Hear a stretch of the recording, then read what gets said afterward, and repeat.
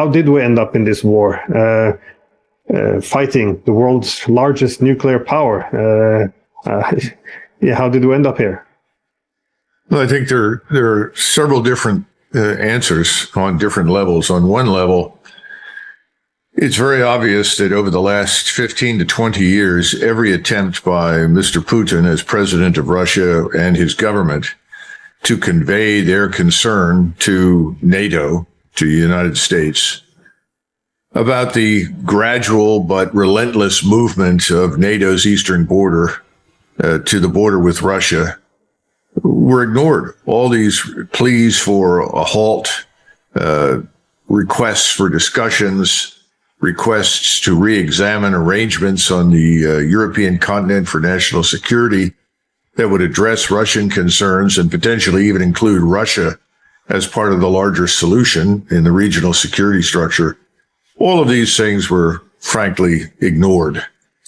And at the same time, you had people lying directly to President Putin. We know that now from both former German Chancellor Angela Merkel as well as President Macron, that the Minsk process, which was supposed to address the concerns Moscow had for the welfare and rights of Russians inside Ukraine, were simply instruments or modalities designed to slow down any solution, but to pacify Russia and at the same time to buy time for this fledgling Ukrainian state that emerges after the 2014 Maidan coup, a radical nationalist state, to build itself up into a regional military power. Those things are the principal reasons for the frustration on the Russian side and the decision reached ultimately in January to use military power to signal primarily Russia's concerns. And I think that's the other portion of this that deserves some attention. I think Mr. Putin is a victim of what we call rational choice theory. Rational choice theory has been very popular for years because people think that other people are rational. And if you're rational, you are inevitably going to pursue your own individual interest. This is true in economics. People think it's true in political life. It's true in almost everything, except that it's not true. People are not rational. They frequently do things that are not in their interest. They make decisions on the basis of emotion, not reason. And I think when Mr. Putin first went in with this relatively small force, he had a little over 200,000 men available, but he only sent 90,000 in initially along a very broad front. His thinking was, well, this will signal the seriousness with which we in Moscow regard the potential for Ukraine to become part of the NATO alliance and become a base for potential attack against Russia. And he thought, I think, without giving it much consideration, that since certainly the Second World War, we have always approached the Soviet Union and subsequently Russia with a great deal of caution and circumspection because Russia is a nuclear power and the Soviet Union was a nuclear power. And there was an understanding in Moscow and in Washington that whatever disputes emerged, every effort should be undertaken to avoid an escalation that might lead to a nuclear exchange. So I think he thought, well, once they see how serious we are, they'll immediately say, look, this has gone far enough. We really do need to talk. And I think he completely misread the West. He should have paid attention to the various proposals that were submitted in December and January, which were never really seriously considered. We essentially told Moscow, Ukraine joins NATO, it's our way or the highway. So if you don't like it, you can lump it. And obviously that was unacceptable. So he takes this small force into Ukraine and he gives it instructions. He says, I don't want to kill Ukrainians. I want to minimize losses. He didn't even allow the Russian forces to attack the Ukrainian forces in their respective bases. He said, oh, no. He said, I don't want this to become a full-blown war. What I want to do is signal how seriously we're taking this matter. And I want to minimize collateral damage. I don't want to injure innocent people. I don't want to destroy buildings and structures that don't require attention from the military. Well, we know this failed miserably. And in fact, the worst possible outcome occurred once the talks did get started between the Ukrainians and Moscow. We intervened and made it very clear that we didn't want a settlement. This was, of course, the famous visit of Boris Johnson at the behest of President Biden to Kyiv, in which he says, what are you doing? Don't accept neutrality. Don't accept anything. Reject everything. And we promise you that we will provide you with all the scientific, industrial, military power that you need to prevail over the Russians. The Russians are weak. The Russians are stupid. The Russians lack resources. The Russians have a weak economy. Remember the battle cry in Washington? Russia is a gas station with nuclear weapons. The Russians have to do what we want them to do. So don't worry about this. Zelensky obviously bought the argument. But the fundamental point that was not clear to Mr. Putin is that his assumptions about our behavior in the past could not inform him about the present. Because in the past, large numbers of the people who today express hatred and hostility for Russia actually regarded the Soviet Union as somewhat misguided, but ultimately on the right track to a Marxist utopia. Those people now are violently anti-Russian because Russia is a national state with a national language, a national culture, and it rests on the foundation of Russian identity and Orthodox Christianity. These things, of course, are anathema to the globalists who are currently governing the United States and governing you, most of you in Europe, particularly in Western Europe. Remember, you and we have now managed to open our borders, admit millions and millions of people who are not Europeans, people who have not come to assimilate, who can't assimilate, who in fact are coming increasingly to assimilate us. So I think you put these things together and you have an insoluble dilemma for Mr. Putin. There is nothing Mr. Putin can do short of commit suicide, which involves resigning from office, opening his borders, and allowing the United States and its Western allies to strip Russia of its resources and essentially govern it. He's not going to do that. So he's now in this unfortunate position of having to fight a war he never really wanted to fight. And even to this point, he's exercised enormous restraint. I don't think he or his generals ever thought that the Ukrainians would be foolish and stupid enough to launch endless counterattacks against their defenses in the south, which he's now annexed because it's populated with Russians. And it is historically Russian territory. But it's happened. And Ukraine is now prostrate. Its losses are horrific. Their hospitals are full. We think the Ukrainians have lost somewhere between 300,000 and 350,000 soldiers killed. Just within the last month, we think the Ukrainians have lost 30,000 killed. I mean, these are ridiculous numbers. This is World War I quality killing on an industrial scale. The Russians, on the other hand, contrary to popular belief, have taken very light losses, perhaps 30 or 40,000 KIA and another 30 or 40,000 wounded, most of whom were returned to duty. They did not end up leaving the war zone permanently, which has been the case for most of the severely wounded Ukrainians. But none of this has made any difference, Glenn, to people in Washington or Brussels. It may not make any difference to anybody in Oslo or Stockholm or Copenhagen or maybe Berlin, maybe Paris. Why?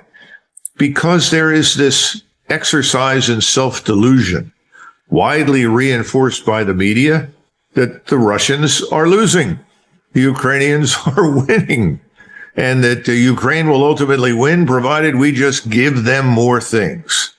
And of course, this is emboldening the Poles, the Lithuanians, who have an agenda of their own, divorced from NATO, to aggrandize themselves with territory at Ukraine's expense.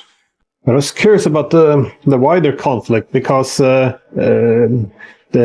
what has to be stated is obviously that Russia considers NATO expansion into Ukraine to be an existential threat. Now, this seems to be quite important because if we accept this, that Russia sees this as an existential threat, then I don't understand what the thinking is, because if we would defeat the Russians, then this would likely end in nuclear war. And on the other hand, if we don't think we can defeat them, well, what would be the purpose given? And also, why did you go to this extent when we knew that this would happen? I know that the narrative doesn't really permit this at the moment, but again, it's worth remembering that even Bill Clinton in January of '94, he argued that NATO expansion could redivide the continent. His Secretary of Defense, William Perry, he argues he considered quitting in opposition to NATO expansion because it was so dangerous. And what was very shocking to me is he argues all his colleagues in the Clinton administration agreed that NATO expansionism would create conflict with Russia. But in his words, they didn't care because Russia was weak. We don't have to do anything. They will adjust. And this was, the leading politicians and the military in the United States, who many argued this. I mean, at the moment, it seems like a marginal argument far out on the fringes, but this was the argument of Jack Matlock, who negotiated an end to the Cold War. George Kennan, who set up this, infrastructure of the Cold War. William Burns, the CIA director, famously said in 2008, the NATO expansion would trigger civil war and a Russian invasion of Ukraine, which they didn't want, but they would feel they had to do. And even Angela Merkel said that in 2008, she didn't want to give NATO membership to Ukraine because Russia would consider it a declaration of war. And this is a very strong statement. Yet today, this is something you're not allowed to say, that the Russians consider this an existential threat. So, but what is the thinking though in places like Washington or Brussels, for that sake? Well, why were they willing to take it to this extent when they must have known that this would happen? Well, there are two things that are at work here. One is you have the truth, which you've enumerated with great success. You've outlined the truth very well for the audience. But then you have the narrative. And the narrative, as you know, is diametrically opposed to the truth. Well, if you can suppress the truth, people are likely to believe the narrative. And so the narrative has gained great currency in the West. Now, more and more people who are remotely interested in what's happening in Ukraine are figuring this out. I think the tide is turning in Germany and Austria. It certainly turned in Hungary early. Even in Poland, the public opinion is turning against Polish intervention in the war that Ukraine is fighting. Whether or not that makes any difference to the government is an open question. But I think the Polish population says, help Ukraine, but let's not join the fight. Certainly France, Italy, Spain, I think the populations there are equally opposed to any direct military intervention. If you were to ask Americans, I think they would also say, we don't support any use of American military power against the Russians in Ukraine. The problem is that the elites who truly believe they can destroy Russia are unwilling to state publicly that their original assumptions were wrong. They assumed that Russia was weak and economically vulnerable. Russia was not weak. Obviously, it's not economically vulnerable, not certainly on the scale of, say, Germany or the United States to these things. But then I think you've got the problem politically here in the United States that the war they're waging against the Russian state and the Russian people is a war they're waging here against their own people. In other words, these people who want to destroy Russia's national identity, open its borders, change its national culture, or eradicate it, are trying to do that here in the United States. I leave it to you to determine what's being done in Europe. But my impression is in France and Germany, for instance, the populations there are turning very negatively against their governments because they see the same effort underway in those countries. In other words, what is wrong with being who we are? What is wrong with the fact that we are a product of Western Christian culture and civilization for the last 2,000 years? Well, there's nothing wrong with that. Why are we defaming it? Why are we destroying it? Well, that's what the elites want. They've adopted this globalist position that is very reminiscent of what the Soviet Union tried to do. You'll recall that when the Soviet Union collapsed, one of the jokes in Moscow was look around and identify all the Soviet men that are out there. Your audience may not realize, but one of the goals of the original Communist Party of the Soviet Union was to create what they called the Soviet man, who was a man without identity, who was a man with no detectable center of gravity. He embraced all the Marxist, Leninist values and was fungible material to be utilized and exploited by the state as they wished. Well, that failed.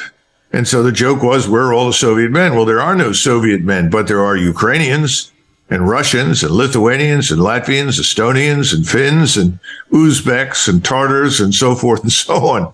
Well, I think this is the problem in the West right now. We have people with a similar agenda.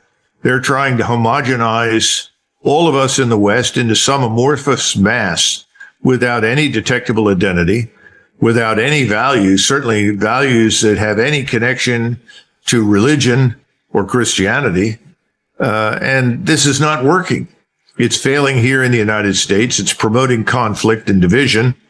It's failing in its war against Russia for the same reason. In fact, Russia today is far more cohesive as a society than I would argue the United States or anyone in Western Europe. Russia has really profited internally from the war in the sense that the nation is very, very united. Now, that doesn't mean that everyone loves Vladimir Putin, that there are no Russians who want changes in Russia over time. In fact, I think the war in Russia has actually promoted democratization in many ways inside Russia. But Russia is united on the point that they will not be dictated to. They will not allow themselves to become what France and Germany, Great Britain, and the United States have become, essentially putty in the hands of the globalists. So at the same time, Putin is also waging war on the financial or economic level himself. And one of the reasons that he's so popular, or his government is so popular in places like Africa and Latin America and Asia, is because they share his views. They too want to survive. They want sovereign states and countries. They want their way of life, their identities, their cultures to survive, and they don't want to be bullied by us. And we've bullied a lot of people for many decades because of our financial system, our financial hegemony. And we've dominated them to the point where you can't get a loan out of the World Bank if the United States objects to it. You can't grow the crops that you want to grow, or the World Bank will not fund you unless you do what we tell you to do effectively. And that's, the SWIFT system, the dollar hegemony, all of these things are part of the war that now is being waged.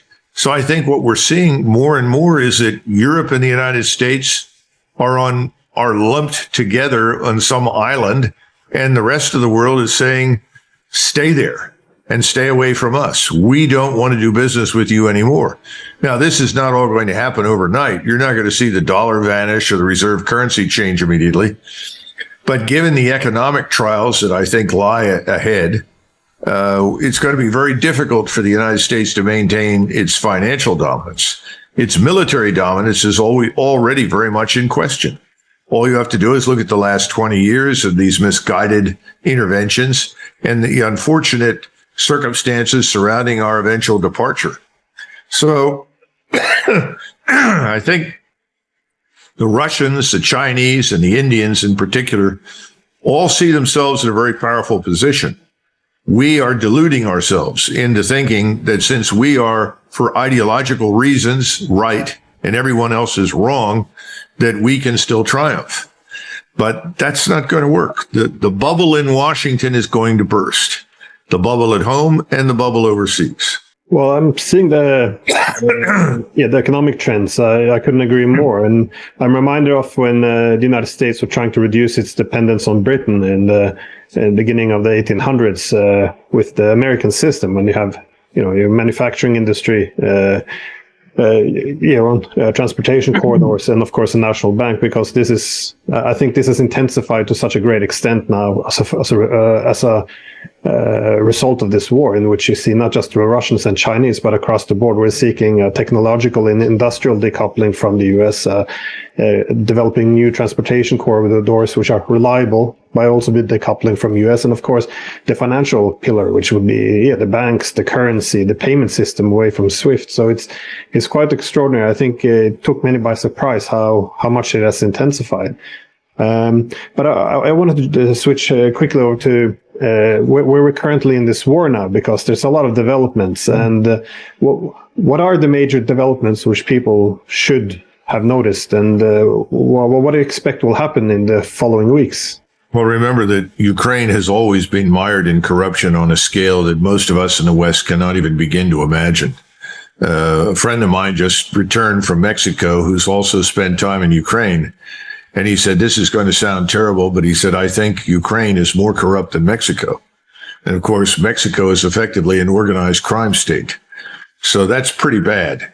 I think that's one dimension of the Ukraine problem right now. The other is, of course, the simple mass deaths that have occurred on the battlefield. You can look at this on satellite, and you can see thousands of dead Ukrainian soldiers lying on the field that aren't recovered. You have Ukrainian units, platoon company size, maybe larger, I don't know, but certainly platoon and company size, that made the decision to surrender to the Russians. They're fed up with the way they've been mismanaged, fed up with the abuse that they've taken from Kyiv. They've died in great numbers. They don't see any point in it. They're being asked to sacrifice themselves repeatedly for no tangible gain. And the worst part is that they can't even successfully evacuate many of their severely wounded. So in many cases, Ukrainian commanders have contacted Russian commanders and said, I've got wounded here. I can't evacuate them, so I'm going to surrender because I want them to live. The Russians have always treated the surrendering Ukrainians well, and the Ukrainians know that. So as a result, I think you're going to see more and more surrenders. I think you're going to see more and more desertions. And at some point, the military is going to completely fragment and collapse. I don't know precisely when that will occur, but I don't think it's far off. Any military establishment, regardless of how brave, courageous, and disciplined the soldiers may be, after enough time under fire, without result, without any tangible gain, begins to not just become demoralized, but question the rationale for the whole war. That happened to Russia in World War I. It happened to the Germans shortly before the end of the First World War. People finally say, enough. We can't go on. I think we're getting close to that in Ukraine. Even the foreign soldiers that have been fighting very hard on behalf of Ukraine are largely gone now. They packed up and left. I think the Poles are the only ones left. And I'm told they're down to a few thousand. So I think we are now approaching what I consider to be the most dangerous point in the entire conflict. And the point I'm trying to make is Ukraine is on the verge of collapse. The Russians have not yet launched an all-out assault. Yes, they've launched an offensive in the northeastern portion of eastern Ukraine, and that is moving along well. And most of the Ukrainian forces are either being swept aside or melting away. That will continue, and I suspect that part of that will turn north to encircle Kharkov, and another part will continue towards Slovyansk and other territories behind Ukrainian lines. But the all-out assault that is waiting to happen has not yet been launched. And I think it will come when it becomes clear that we are not going to negotiate an end to this. On the contrary, I think there are people now considering seriously the use of NATO forces in Western Ukraine. And I think the Poles are leading this effort. It's why I talk about the Polish tail wagging the American dog. People in Washington are just effusive in their praise of the Poles. Oh, the Poles are wonderful. The Poles are great. They're the staunchest supporters of the war. We don't like those Germans. Those Germans don't like this war. Those Germans like Russians. They're bad. This kind of nonsense. I think we're in a lot of danger from Poland, from the Polish leadership and potentially the leadership in Lithuania, that they may actually send their forces into Western Ukraine. Remember that the so-called Ukrainian Galicia was part of Poland for many, many centuries. Of course, that that is, you've got to go back to the 18th century before, until 1794 to show that. But after 1794, there was briefly between 1918 and 1939, a restoration of Polish control of some of that territory, as well as territory in Belarusia. And the Ukrainians know that, the Poles know it, the Lithuanians know it, and so do the Russians and Belarusians. And right now, Lukashenko is more than a little concerned about any attempt that the Poles and Lithuanians might make to regain control of, for instance, Minsk. There used to be a giant monolith. I don't know if it's still there or not in Minsk. And when I say monolith, a stone tablet, if you will, that stood a couple of meters high at the entrance to Minsk on the east side of Minsk. And it said in 3 languages, I think Lithuanian, Polish, and Russian, "Here begins Lithuania." And there are lots of Lithuanians that regard these areas as theirs, just as the Poles regard much of Western Ukraine as theirs. In fact, the Poles controlled everything out to Kiev for a few hundred years. None of this has anything to do with NATO. And it's something that no one in Washington thoroughly understands or grasps. In fact, what people say in Washington, well, if that contributes to the ruin of Russia, well, then that's a good thing. Let the Poles go. They don't understand that if the Poles and Lithuanians do take a hand and go into Western Ukraine, that could regionalize the war, because they'll be up against not just Russia, but also Belarusia. And the Russians then will no longer have much incentive to exercise restraint. And there's nothing in Western Europe, particularly in Poland or Germany, militarily, that the Russians cannot reach and destroy. No, I think the Russians have seen this as a challenge, given that, they now have Wagner's in Belarus and also sent nuclear weapons to Belarus. So I think they're trying to hedge against this prospect of the war spreading. Well, I guess I share your concern about the escalation of the conflict, because initially we were told even sending tanks would be, too much of a dangerous escalation. Yet, this is a long time ago.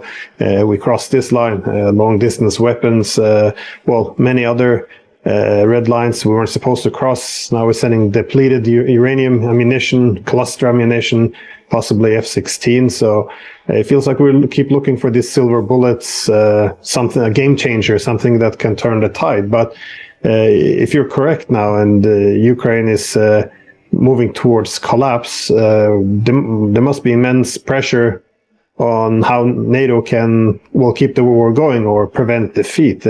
But at the moment, it doesn't seem there's anything else besides a direct intervention.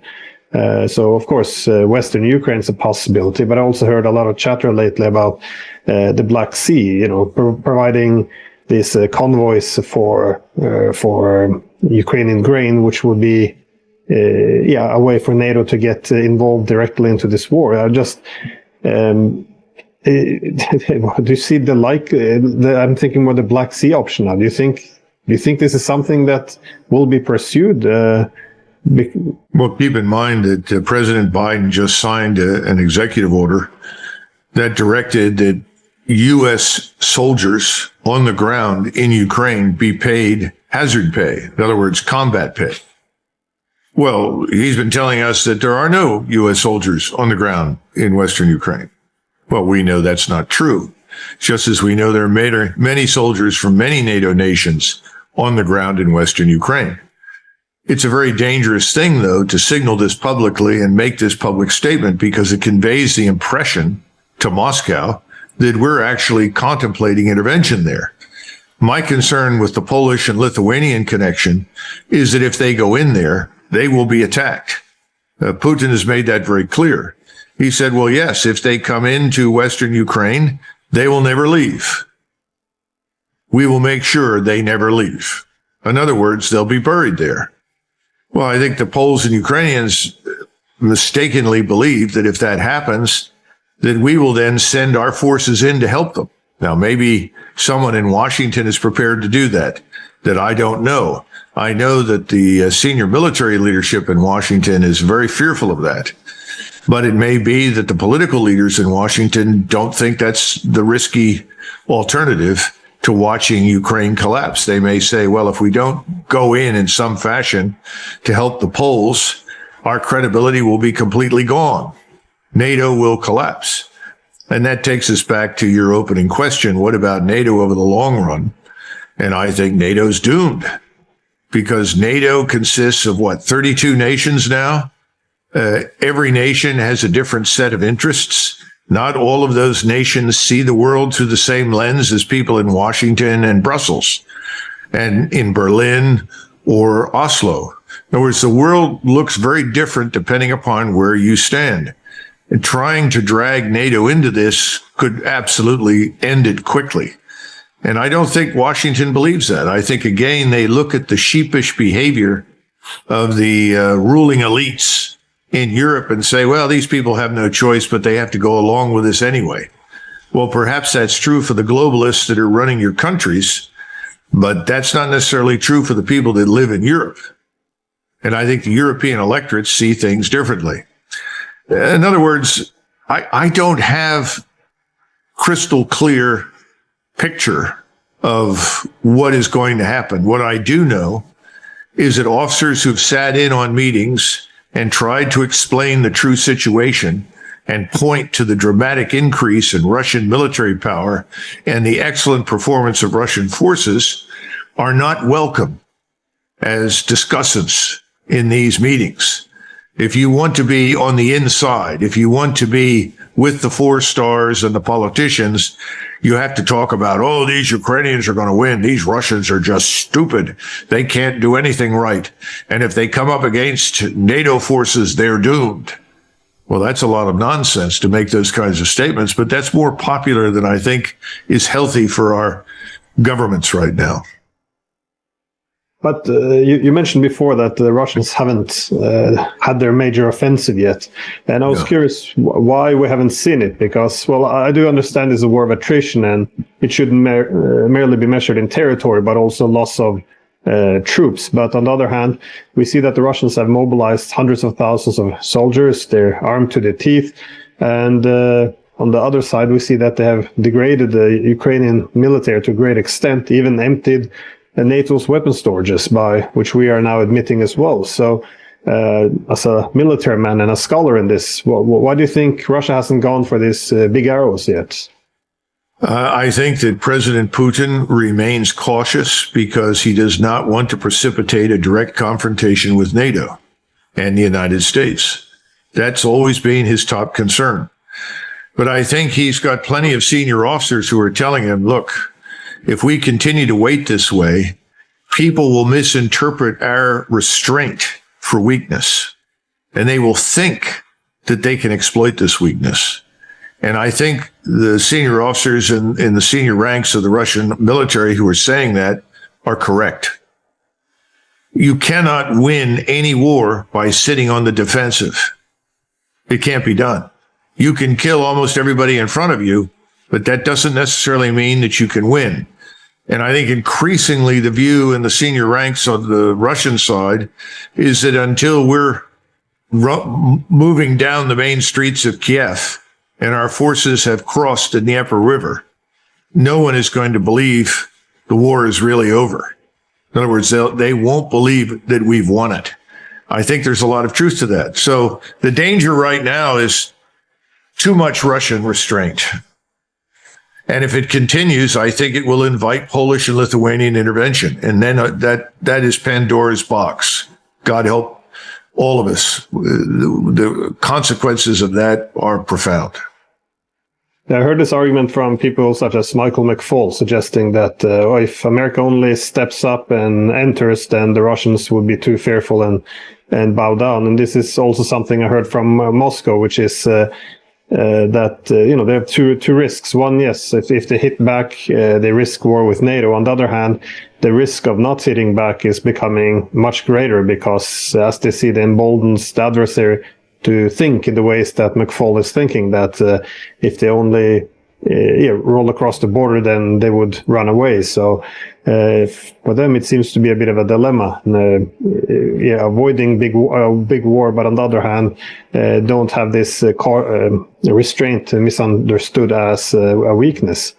Well, remember the Russians have also, and I think Putin deserves a lot of credit for this, have also been very sensitive to the opinions of people in the global south, not just China and India, but also the global south. And he has not wanted them to think that he was someone who would dismiss the humanitarian dimensions of the war, and he hasn't.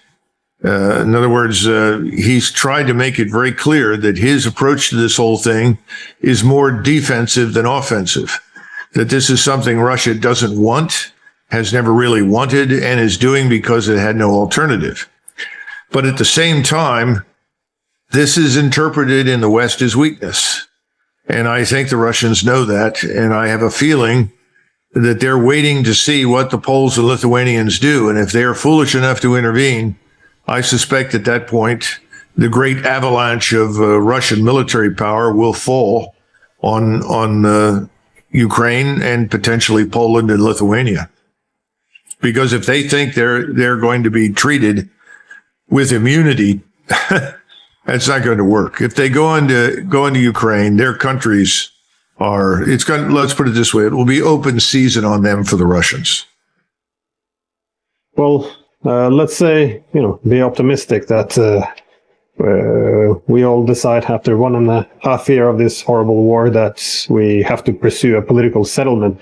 Well, at this point, what do you think it could look like? I know, previously neutrality would have been enough, but after 1.5 years of this fighting, the Russians not going to give up any of the territory. So what could be a possible agreement look like, do you think? What concessions would be able to get from the Russians, and what would NATO and Ukraine be willing to give? Well, first of all, the Russians don't want Western Ukraine.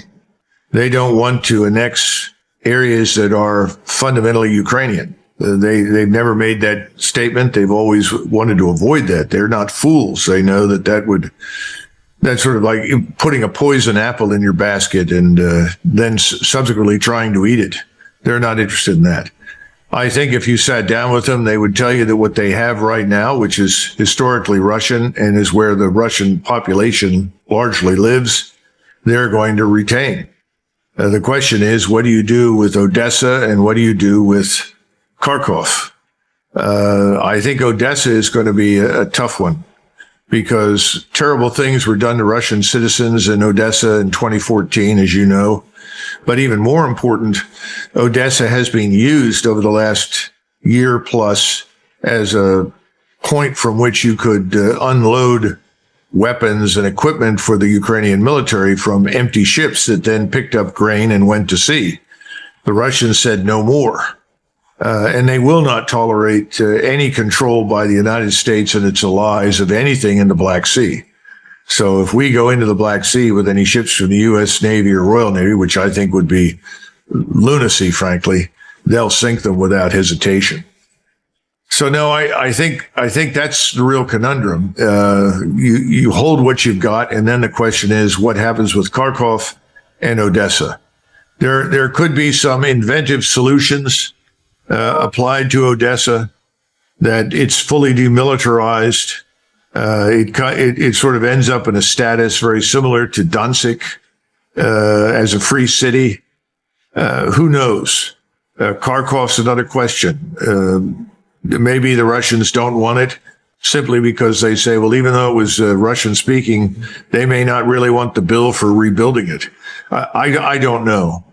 We don't know until you sit down and talk with the Russians. But on the Ukrainian side, whatever remains of Ukraine has to be neutral. There's no question about that. There can be no NATO presence east of the Polish border. Anyone who tries to establish that will end up at war with Russia. That's clear. That's unambiguous. That's not up for negotiation. But again, if you look back at the United States and the way we've handled these things in the past, I don't think you're going to get a good outcome of any kind. I mean, if you go back and look at Vietnam, it was very clear that we lost in Vietnam, not because we were necessarily defeated systematically on the battlefield. We never had a strategy. We had no attainable, realistic military or political goals in that country. We finally decided that it wasn't worth the expense, either in treasure or blood, And so we decided to get out. Then we went through this elaborate procedure after 1968 involving negotiations in Paris and back and forth to Washington and Saigon to try and come up with a solution that would allow us to leave with dignity. In other words, we could say we were not defeated, and now the new government of Vietnam is on its own. Well, how did that work out? Didn't work out very well for the people in South Vietnam, but we got out. The question is, how does President Biden and his administration and all the various players who are advocates for war in the Senate and the House, how do they organize our disengagement? Right now, they don't think they have to do that. They think they can continue to go on as they have. And I don't think they can. But that's what they believe. When they discover this won't work and the Russians are serious and will cross the Dnieper River, what do we do at that point? Our track record suggests we don't do anything. We pretend it didn't happen. We declare it as being over, any number of things. But you're not going to get the globalists who are in charge in Paris, Berlin, London, Washington to stand up and do a mea culpa. Oh, I'm sorry, I was wrong. Oh, we made a mistake.